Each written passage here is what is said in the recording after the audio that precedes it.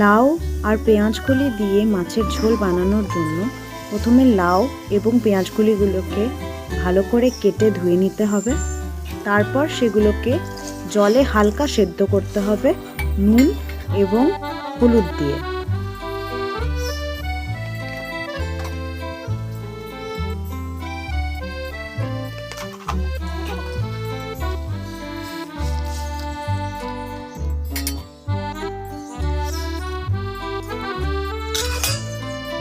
লাউ আর পেঁয়াজকলিগুলো যতক্ষণ সেদ্ধ হচ্ছে ততক্ষণ আমরা মাছের পিসগুলিকে ভালো করে হলুদ এবং নুন দিয়ে মাখিয়ে রাখবো ভাজার জন্য। মোটামুটি 5 মিনিট পর আমাদের সেদ্ধ হতে দেওয়া লাউ এবং পেঁয়াজকলিগুলোকে আমরা নামিয়ে নিয়ে মোটামুটি জলটা ছেঁকে নেব।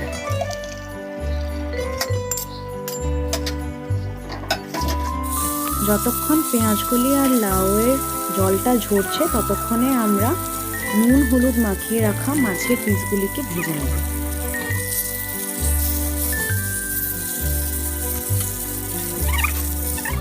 মাছগুলি এরকম গোল্ডেন ফ্রাই হয়ে গেলে তুলে রাখব।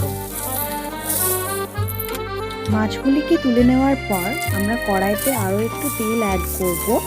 তারপরে সেখানে 5 ফোড়ন, পেঁয়াজ, টমেটো একে একে দিয়ে দেব। এরপরে আমরা অ্যাড করব আদা রসুন এবং কাঁচা লঙ্কার পেস্ট, জিরে ধনে বাটা, হলুদ এবং পরিমাণ মতো নুন। তারপরে আমরা কষিয়ে নেব আরেকটু।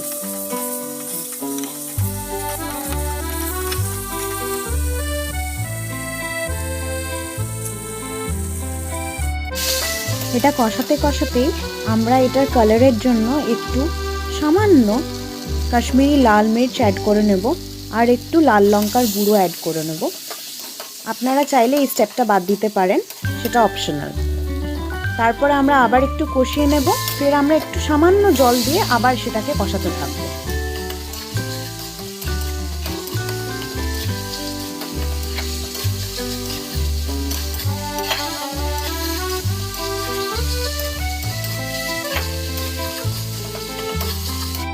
মশলাটা কষাতে কষাতে যখন দেখবো হালকা তেল ছেড়ে দিতে শুরু করেছে তখন আমরা আমাদের সেদ্ধ করে জল ঝরিয়ে রাখা পেঁয়াজকলি আর লাউগুলোকে সেটার মধ্যে দিয়ে আবার কষাতে থাকবো ভালো করে।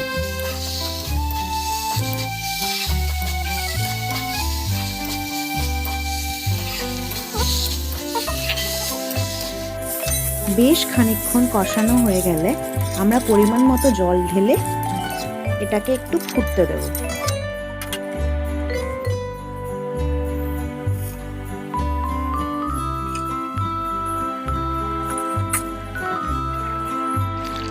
বেশ খানিকক্ষণ পরে ঝোলটা ফুটে এলে আমরা এবার আস্তে আস্তে মাছের পিসগুলো ঝোলটার মধ্যে দিয়ে দেব এবং তারপরে একটু সামান্য নাড়াচাড়া করে গরম মশলা এবং ধনেপাতা কুচি ছড়িয়ে দিয়ে নামিয়ে নেব।